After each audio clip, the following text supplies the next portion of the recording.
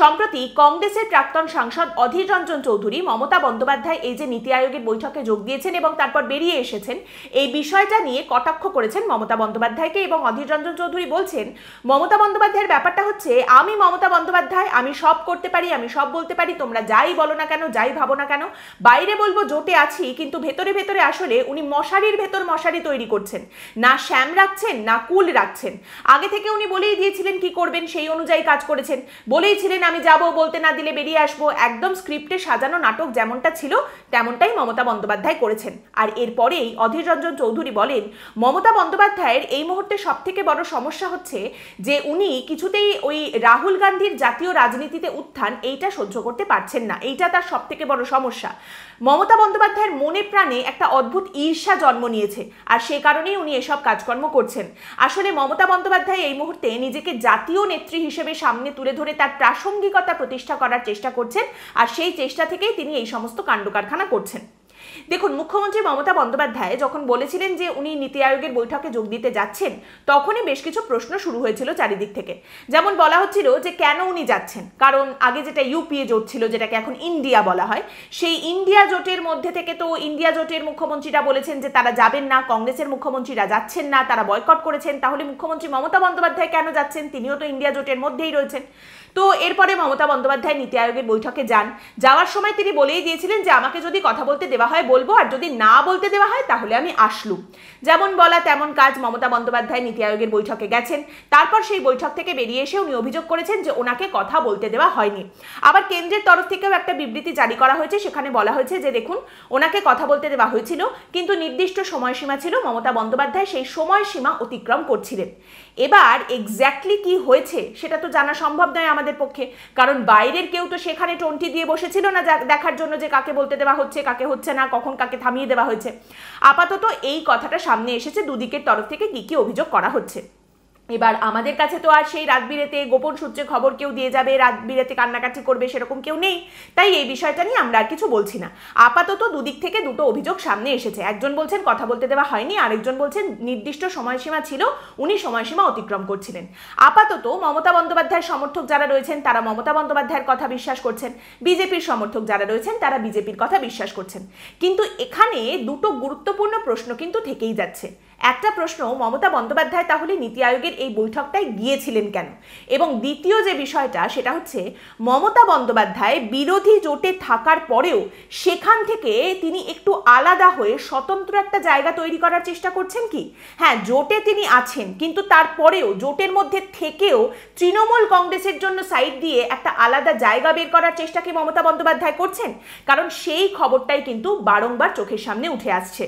দেখুন, কংগ্রেসকে এই ইন্ডিয়া জোটটাকে নিয়ে যদি এগিয়ে যেতে হয় তাহলে মমতা বন্দ্যোপাধ্যায়কে তাদের দরকার, এবং মমতা বন্দ্যোপাধ্যায়ের বিরোধিতা তারা করতে পারবেন না। এই যে ঘটনা নীতি আয়োগের হয়েছে, এটার পরেও কিন্তু কংগ্রেসের লোকজন মমতা বন্দ্যোপাধ্যায়ের পাশে দাঁড়িয়েছেন এবং বলেছেন যে না না, মমতা ব্যানার্জির সঙ্গে যেটা হয়েছে সেটা একেবারেই ঠিক হয়নি। এত কিছুর পরেও মমতা বন্দ্যোপাধ্যায় তাহলে কি আলাদা হওয়ার কোথাও কোনো চেষ্টা করছেন? ইন্ডিয়া জোটের মধ্যে অবশ্যই কংগ্রেসের জন্য অত্যন্ত গুরুত্বপূর্ণ শরিক মমতা বন্দ্যোপাধ্যায়, তারই সঙ্গে অন্যতম গুরুত্বপূর্ণ শরিক অখিলেশ যাদব এবং তার দল সমাজবাদী পার্টি। এবার অখিলেশ যাদবের কংগ্রেস বা রাহুল গান্ধীর সঙ্গে যতটাই হৃদ্যতা থাক না কেন, তিনি কিন্তু সব সময় মমতা বন্দ্যোপাধ্যায়ের পাশে থেকেছেন।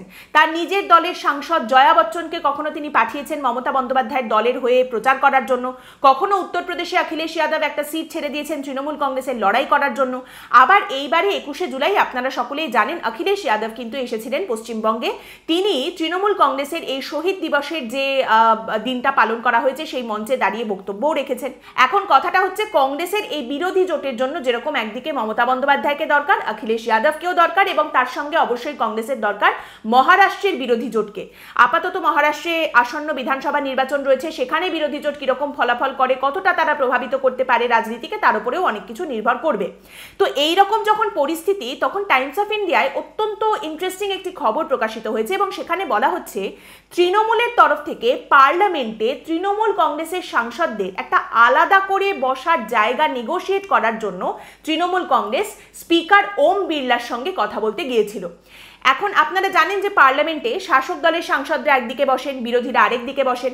আবার সেখানেও কে কোথায় বসবেন সেটা নির্ভর করে তাদের রাজনৈতিক গুরুত্বের ওপরে।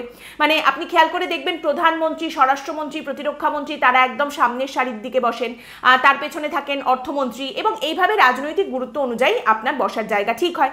বিরোধীদের ক্ষেত্রে অবশ্যই যিনি বিরোধী দলনেতা রয়েছেন, যিনি বর্তমানে কংগ্রেসের রাহুল গান্ধী, তার বসার জায়গাটা অবশ্যই আলাদা হবে, এবং সেখান থেকে কংগ্রেসের সাংসদরা কোথায় বসবেন বা সমাজবাদী পার্টি বা তৃণমূল কংগ্রেস কোথায় বসবে সবটাই আলাদা আলাদা করে ঠিক করা হয়। তো সেখানে দাঁড়িয়ে জানা যাচ্ছে তৃণমূল কংগ্রেসের সাংসদদের বিরোধী জোটের মধ্যে বিরোধীদের দিকে থাকার পরেও একটা আলাদা, একটা স্বতন্ত্র বসার জায়গা যাতে দেওয়া হয়, সেইটা নিয়ে তৃণমূল কংগ্রেস কিন্তু স্পিকার ওম বিড়লার সঙ্গে নেগোশিয়েট করতে গিয়েছিল।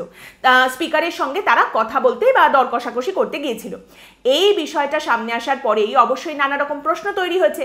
কিন্তু এই বিষয়টা সামনে আসার পরে আবার তৃণমূল কংগ্রেসের সাংসদ সুদীপ বন্দ্যোপাধ্যায়, যাকে বর্তমানে তৃণমূল কংগ্রেসের সব থেকে পুরনো সাংসদ বলা হচ্ছে এবং তিনি লোকসভাতে তৃণমূল কংগ্রেসের পাওয়ার ব্রোকার হিসেবে পরিচিত, সুদীপ বন্দ্যোপাধ্যায় আবার একটি বিবৃতি দিয়ে বলেছেন, না না, আমরা এরকম কোনো আলাদা বসার জায়গা চাইনি, আসলে এটা বিজেপি বাজে কথা বলছে, বিজেপি ইচ্ছে করে এইসব কথা ছড়িয়ে দিচ্ছে মানুষকে বিভ্রান্ত করার জন্য।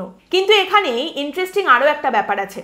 প্রশ্ন যদি আপনি করেন মমতা বন্দ্যোপাধ্যায় নীতি আয়োগের বৈঠকে গেলেন কেন, দেখুন মমতা বন্দ্যোপাধ্যায় গেছেন, তাকে কথা বলতে দেওয়া হয়নি, তিনি বেরিয়ে এসেছেন, তিনি বলছেন তার মাইক বন্ধ করে দেওয়া হয়েছিল, কেন্দ্র বলছে যে না, তার সময়সীমা অতিক্রম করছিলেন। এইটা অত্যন্ত লঘু মাপের আলোচনা। ইন্টারেস্টিং যে বিষয়টা এখান থেকে উঠে আসে সেটা হচ্ছে মমতা বন্দ্যোপাধ্যায় যাওয়ার আগে বলেছিলেন যে এই যে ইন্ডিয়া জোটের মধ্যে মুখ্যমন্ত্রীরা ঠিক করেছেন বা কংগ্রেসের মুখ্যমন্ত্রীরা ঠিক করেছেন যাবেন না, তারা নীতি আয়োগের বৈঠকটাকে যে বয়কট করছেন, এই কথা আমাকে জানানো হয়নি। এটা যদি আমায় জানানো হতো, যদি আমার সঙ্গে কথা বলা হতো, তাহলে আমিও হয়তো যেতাম না। যদিও কংগ্রেসের তরফ থেকে কিন্তু এরপরে বলা হয়েছিল যে না, মুখ্যমন্ত্রী মমতা বন্দ্যোপাধ্যায়কে আমরা আনুষ্ঠানিকভাবে হয়তো জানাইনি, কিন্তু এ সম্পর্কে তাকে অবগত করা হয়েছিল। আর সব থেকে বড় কথা, চারিদিকে খবরে এটা দেখা যাচ্ছিল যে কংগ্রেসের মুখ্যমন্ত্রীরা যাবেন না নীতি আয়োগের বৈঠকে। মুখ্যমন্ত্রী মমতা বন্দ্যোপাধ্যায়ও চেষ্টা করলেই এই খবর দেখতে পেতেন, 4 মিনিট সময় ব্যয় করলেই তিনি এই খবরটা দেখতে পেতেন। তাহলে তিনি একেবারেই জানতেন না এই কথাটা কি ঠিক। তারই সঙ্গে মুখ্যমন্ত্রী মমতা বন্দ্যোপাধ্যায় নীতি আয়োগের বৈঠকে যাওয়ার সময় বলেছিলেন যে আমি সবার হয়ে কথা বলতে যাব, আমি অবশ্যই বিরোধীদের মধ্যে থেকে সবার কথা বলবো। এবার আপনি প্রশ্ন করতে পারেন যে সবার কথা নীতি আয়োগের বৈঠকে ওনাকে বলার জন্য কে বলেছিল? আনুষ্ঠানিকভাবে যেমন ওনাকে আমরা কেউ যাচ্ছি না, আমরা বৈঠক বয়কট করছি এটা জানানো হয়নি, তেমনি আনুষ্ঠানিকভাবে আমাদের সবার কথা আপনি বলুন, এই গুরুদায়িত্বও নিশ্চয়ই তার উপরে দেওয়া হয়নি। তাহলে এই গুরুদায়িত্ব তিনি নিজের কাঁধে কি করে নিয়ে নিলেন? কি করে তিনি বলছেন যে না, আমি সবার হয়ে কথা বলবো, সবার কথা বলতে আমি যাচ্ছি? এবার এই বিষয়টা গায়ে মানে না আপনি মোড়ল, নাকি আমি একাই 100, কোনটা সেটা আমরা কোনোদিনই জানতে পারবো না। কারণ কংগ্রেস মনে মনে যাই বলুক না কেন, বাইরে বাইরে তারা কিন্তু মমতা বন্দ্যোপাধ্যায়কে চটানোর মতো পরিস্থিতিতে নেই, এবং বাইরে বাইরে জাতীয় কংগ্রেসের মমতা বন্দ্যোপাধ্যায়কে কিন্তু চটানোর কোনো ইচ্ছেও দেখতে পাওয়া যাচ্ছে না। প্রদেশ কংগ্রেসের কথা যদি আপনি বলেন, পশ্চিমবঙ্গে কংগ্রেস প্রায় শেষ।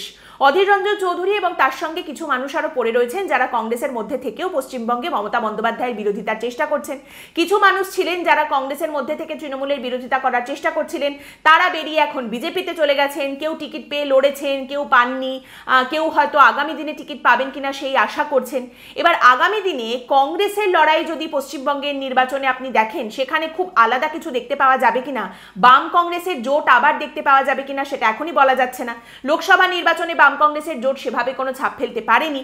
বিধানসভা নির্বাচনে তারা জোট করবে কিনা, করলেও তারা কোনো রকম দাগ কাটতে পারবে কিনা বা আরেকটু ভালো ফলাফল করতে পারবে কিনা সেসব অজানা। কিন্তু এই মুহূর্তে যেটা জানা যাচ্ছে সেটা হচ্ছে মমতা বন্দ্যোপাধ্যায় কোনো অঙ্ক ছেড়ে দিতে রাজি নন। একদিকে যেমন উনি বলছেন যে উনি ইন্ডিয়া জোটের মধ্যে আছেন, কিন্তু তারপরেও পশ্চিমবঙ্গে যে অন্যান্য তার শরিক দলগুলি রয়েছে তাদের সঙ্গে কোনো রকম সিট শেয়ারিংয়ে তিনি যেতে চান না। অন্য রাজ্যে আপনি দেখবেন যে বিরোধী জোটের মধ্যে থাকা শরিক দলগুলোর মধ্যে সিট শেয়ারিংয়ের একটা কথা হচ্ছে, কিন্তু পশ্চিমবঙ্গে মমতা বন্দ্যোপাধ্যায় সেরকম কোনো সিট শেয়ারিংয়ে যেতে একেবারেই রাজি নন। এবং তারই সঙ্গে কেন্দ্রে যদিও মমতা বন্দ্যোপাধ্যায় ইন্ডিয়া জোটের মধ্যে রয়েছেন, তারপরেও বিজেপি বিরোধী এবং ইন্ডিয়া জোটের মধ্যে আছি মানেই আমি কংগ্রেসের বন্ধু, এই সহজ সমীকরণটাও কিন্তু মমতা বন্দ্যোপাধ্যায় বসাতে রাজি নন।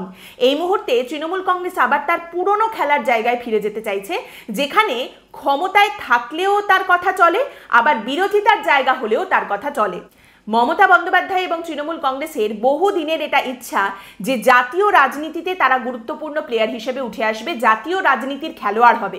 যেটা করার জন্য মমতা বন্দ্যোপাধ্যায় বারবার চেষ্টা করেছেন, বিভিন্ন রাজ্যে গিয়ে নির্বাচনে লড়ার চেষ্টা করেছেন, কিন্তু খুব বাজেভাবে মুখ থুবড়ে তাদের পড়তে হয়েছে। আপাতত মমতা বন্দ্যোপাধ্যায় বিরোধী জোটের মধ্যে থেকেও একটা স্বতন্ত্র জায়গা নিজেদের জন্য আলাদা করে বের করে প্রেশার পলিটিক্স খেলার চেষ্টা করছেন, জাতীয় রাজনীতিকে এইভাবে প্রভাবিত করার চেষ্টা করছেন।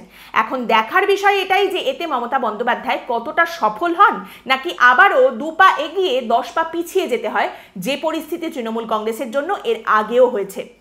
আজকের পর্ব এখানেই শেষ করছি। আপনাদের মতামত এই পর্ব সম্পর্কে অবশ্যই জানাবেন কমেন্ট করে। পরের দিন আবার দেখা হবে অন্য একটি বিষয় নিয়ে আলোচনায়। ভালো থাকবেন।